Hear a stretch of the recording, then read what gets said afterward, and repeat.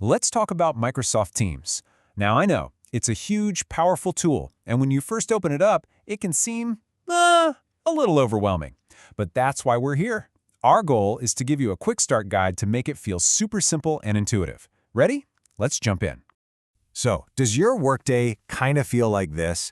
You're constantly juggling, right? You're in your email, then you're jumping over to a chat app, then you got to find a file in another app, and oh yeah, your desk phone is ringing. It's all over the place, it's chaotic, and honestly, it's just exhausting trying to keep everything straight. Well, that exact problem is what Microsoft Teams was built to fix. The whole idea, the entire philosophy behind it, is to be that one central place for all your teamwork.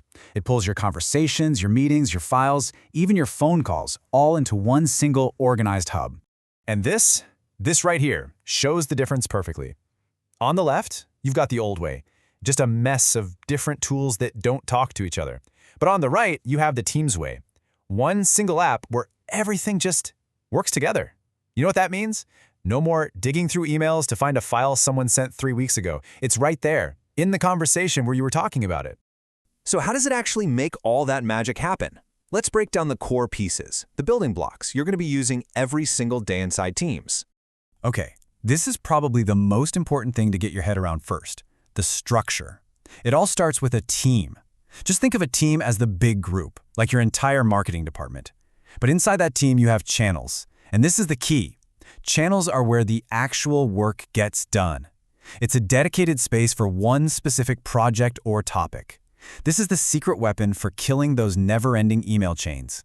And here's the other piece of the puzzle, chat. So if channels are for the whole team, where everyone can see what's going on, chat is for your one-on-one messages or for small groups. Think of it as the digital version of just tapping someone on the shoulder. It's quick. It's direct.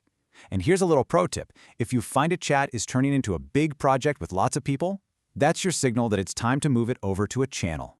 And hey, when you're communicating, you want to make sure people actually see it, right? So here's how to level up your messages. Use the @ symbol, the @ sign, to notify a specific person. And please, don't be afraid to use GIFs and emojis. It keeps things human, and this next one, a total lifesaver. If you see an important message you know you'll need later, just hover over it and click Save. You can find all your saved stuff later right in your profile menu.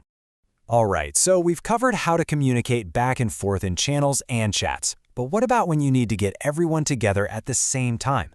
Let's talk about meetings. Joining a meeting is, I'm not kidding, incredibly simple. Your Teams calendar syncs right up with your Outlook calendar, so it's all there waiting for you. You just pop over to the Calendar tab, click on the meeting, and hit that big friendly join button. That's it, you're in. Now, once you're in the meeting, the tools are just fantastic. Yeah, you can share your screen, but you can also use emoji reactions to give a quick thumbs up without saying a word, and this is what really changes how meetings feel. You can use the chat right inside the meeting to share a link or ask a question without ever having to interrupt the person who's talking. It keeps things so much more focused. Okay, let's talk about a feature that really puts the unified in unified workspace, calling. And we're not just talking about calling other people inside your company. We are talking about a full-blown modern phone system, baked right into the app. With Teams Phone, you actually get your own dedicated phone number for making and taking calls from outside the company. And get this, you can start a call on your laptop at your desk, and if you have to run out the door, you can seamlessly switch it over to your cell phone without missing a beat. But my absolute favorite part? No more listening to long voicemails. Teams automatically transcribes them into text for you. It's a game changer. So, we've covered the main ideas. You see how it all fits together. So what's next? How do you actually get started? Here's your quick start guide. Just 3 simple steps to get you rolling today. All right, here's your mission, should you choose to accept it. First, download the app. Put it on your computer and on your phone. Second, and this is the best advice for any beginner, go to your calendar and hit the Meet Now button. This starts a private meeting with just you, so you can play around with all the buttons and screen sharing with absolutely zero pressure. And finally, just get in there and explore. Click on a team, see what the channels look like, read how people are talking, just dive in. And that really brings us to this key piece of advice. You unlock the real power of Teams by just using it. It's all about practice. The more you engage, the more you collaborate, the more it just becomes second nature. And pretty soon, all those old, clunky habits will be replaced by a workflow that's just faster and smarter.